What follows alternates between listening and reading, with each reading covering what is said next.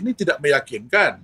Jadi seolah mereka hendak memanipulasi peraturan yang ada untuk mengelakkan pertanggungjawaban itu berlaku. Ini yang saya lihat kita tidak dapat ataupun kita enggan benarkan.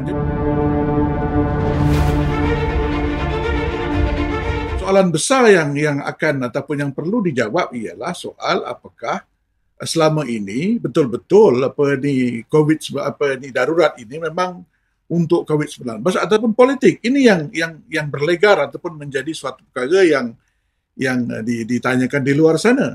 Jadi kalau kerajaan sendiri tidak melakukan ataupun tidak mengambil langkah-langkah yang drastik atas apa alasan pun, walaupun sudah ada langkah darurat, bermaknanya dengan tak secara langsung mereka mengakui, membenarkan dakwaan bahawa darurat ini tidak perlu, dan kita sekarang sudah menghampiri poin ataupun masa bahawa darurat ini akan berakhir, ya.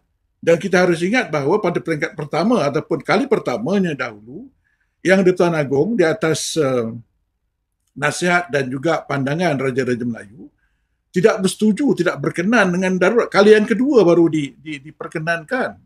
Dan sekarang pun sudah menghampiri tahap ataupun satu hendak tamat, ya. Jadi oleh kerana itu kita harus seolah-olahnya mengikuti terapi supaya kita dapat balik kepada keadaan yang normal. Jadi kalau sekiranya benda ini dibimbangi ataupun ditakuti akan memburukkan lagi masalah COVID-19 itu, seharusnya nasihat dan juga recommendation daripada pihak-pihak yang berkenaan, terutamanya KKM, harus didapati, ya.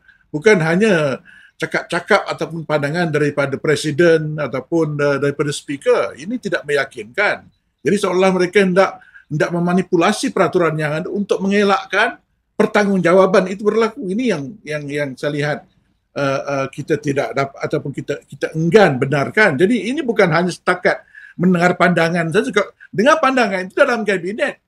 Pembangkang ini kerjanya bukan pemerintah. Yang memerintah ialah kerajaan. Jadi kita nak tahu dia betul atau tidak, berkesan atau tidak. Jangan takut kalau tak betul, kena ganti orang lain lah. Dan saya rasa yang berhormat daripada Pasir Gudang minggu lepas dengan jelas menekankan bahawa kita gentleman. Kalau majoriti tidak ataupun sanggup ataupun memberikan sokongan pada kerajaan ada, silakan. Tetapi harus telus dan harus berlaku. Kenapa disekat? Kenapa dimanipulasikan? Ini soalannya. Kenapa takut untuk dipertanggungjawabkan? Ini yang jadi problem. Bukan hanya taklimat, bukan hanya sekadar nak dapat pandangan. Tidak. Parlimen itu fungsi dan perannya lebih daripada itu. Kita harus faham yang itu.